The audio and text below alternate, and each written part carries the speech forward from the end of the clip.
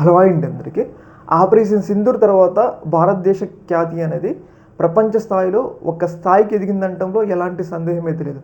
ఎందుకు అంటే అత్యంత ప్రతిష్టమైన రక్షణ వ్యవస్థ ఉన్న పాకిస్తాన్, ముఖ్యంగా ప్రపంచంలోనే రెండవ అతిపెద్ద డిఫెన్స్ వ్యవస్థ కలిగిన చైనాకి సంబంధించిన డిఫెన్స్ వ్యవస్థని పాకిస్తాన్ వాడుతుంది.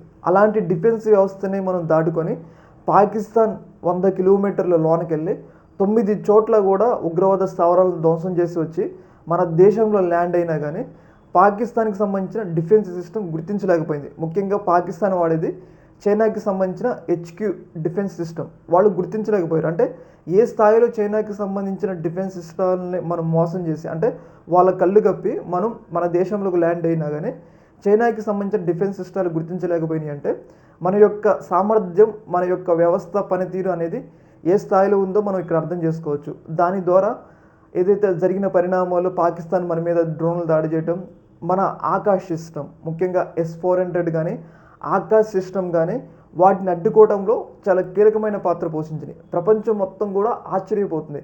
ఇప్పటివరకు కూడా అందరూ ఏదైతే డిఫెన్స్ రంగంలో గొప్ప అంటే ఎవరు అంటే అమెరికా, ఇజ్రాయెల్కి సంబంధించిన ఐరన్ డోమ్ సిస్టమ్.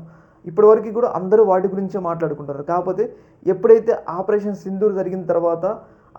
సింధూర్ తర్వాత పాకిస్తాన్ మన మీద ప్రయోగించిన డ్రోన్స్ని మన ఆకాశ్ సిస్టమ్ ఎదుర్కోవటం, ఇవన్నీ కూడా కేవలం తక్కువ ఖర్చుతోనే భారతదేశ డిఫెన్స్ సిస్టమ్ ఎంత బలంగా ఉంది, అటాకింగ్ మోడ్లో కూడా మనం ఎంత బలంగా ఉన్నామని చెప్పేసి ప్రపంచానికైతే తెలియజేయడమే జరిగింది. దీన్ని బట్టి చూసుకుంటే మనకి ఆకాశ్ సంబంధించిన షేర్లు, మన డిఫెన్స్ సిస్టమ్కి సంబంధించిన ఆకాశ్ డిఫెన్స్ సిస్టమ్కి సంబంధించిన షేర్లు అనేవి అమాంతం పెరిగిపోయినాయి. అలాగే చాలా దేశాలు UAE కానీ, వియత్నాం కానీ, ఎవరైతే చైనాతో కానీ ఇతర దేశాలతో గొడవలు ఉన్నవాళ్ళు వీళ్ళందరూ ఉన్నారు కదా, వాళ్ళందరూ కూడా మన భారతదేశానికి క్యూ కడుతున్నారు. ఎందుకు అంటే బ్రహ్మోస్ అలాగే ఆకాశ్ మిసైల్ డిఫెన్స్ సిస్టమ్ కోసం. ఎందుకు వాళ్ళు ఈ స్థాయిలో క్యూ కడుతున్నారంటే చాలా తక్కువ ఖర్చుతోనే భారతదేశం ప్రపంచానికి ఒక రకమైన యుద్ధాన్ని చూపించింది. అంటే ఒక రకమైన యుద్ధం చేసి ఎలాంటి నష్టం లేకుండా గెలిచిందనమాట.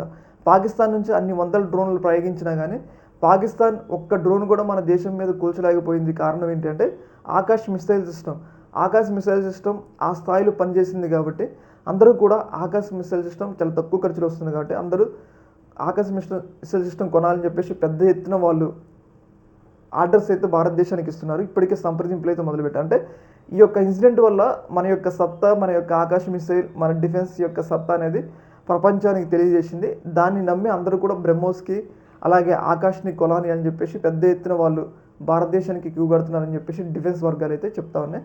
మన ఇండియన్స్కి సంబంధించిన డిఫెన్స్ స్టాక్స్ కూడా పెద్ద ఎత్తున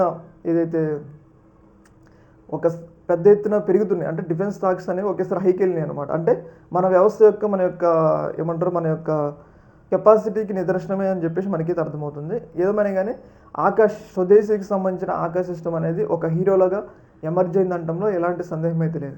ఈ యొక్క అంశంలో మీ యొక్క అభిప్రాయం కింద కామెంట్లో తెలియజేయండి.